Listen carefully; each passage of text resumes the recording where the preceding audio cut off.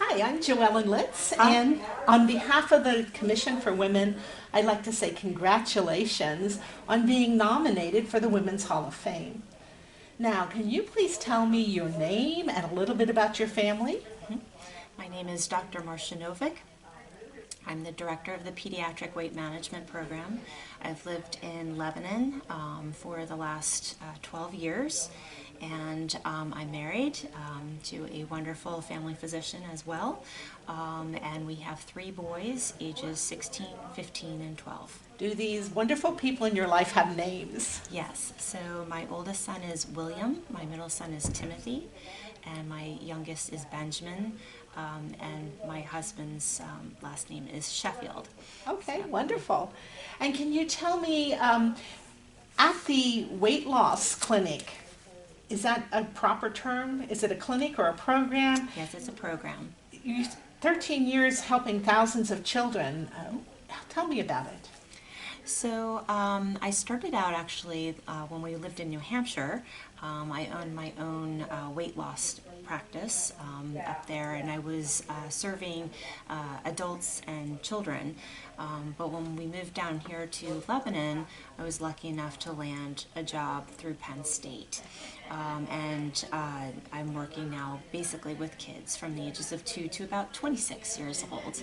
And we help kids with obesity, and I've basically taken care of thousands of kids now and their families to help with this really difficult disease process. I don't think of children as obese. What do you find is the cause of obesity in children? It depends on the age of the child. Certainly before the age of 5 years old, it's usually has to do with eating, overeating, lots of snack foods, and unfortunately lots of sugary drink.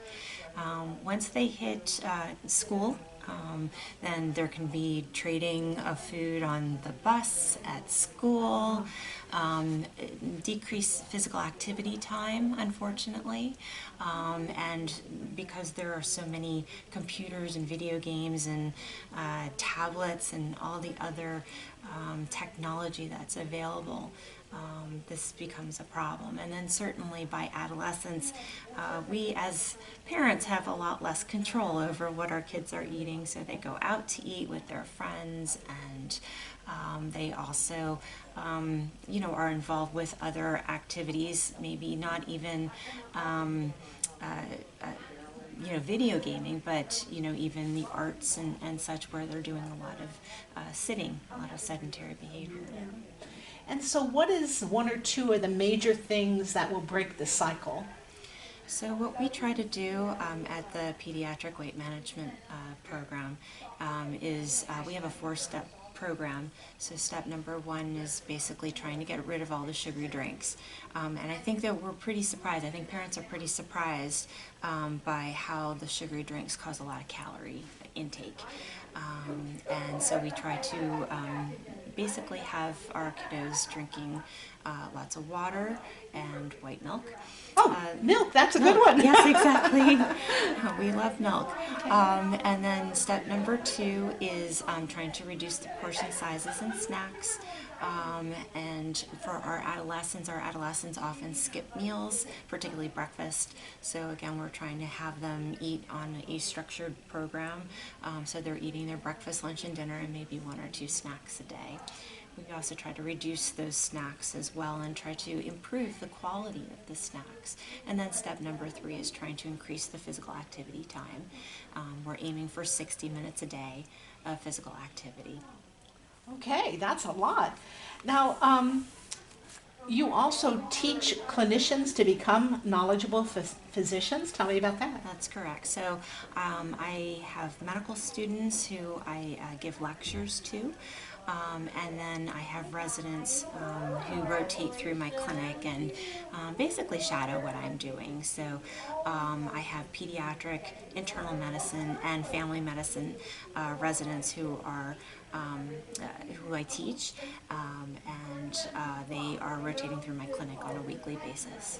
Okay. And AB AOM board certification. What does that mean?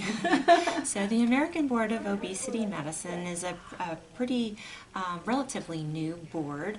I think they've been around for about 20 years now, and they certified physicians and family and nurse practitioners and physician assistants on becoming certified in obesity medicine. So obesity care is pretty complex. We didn't really talk about the other causes of obesity, but you know, in terms of counseling and trying to get people motivated to make change, all of that is part of what we do.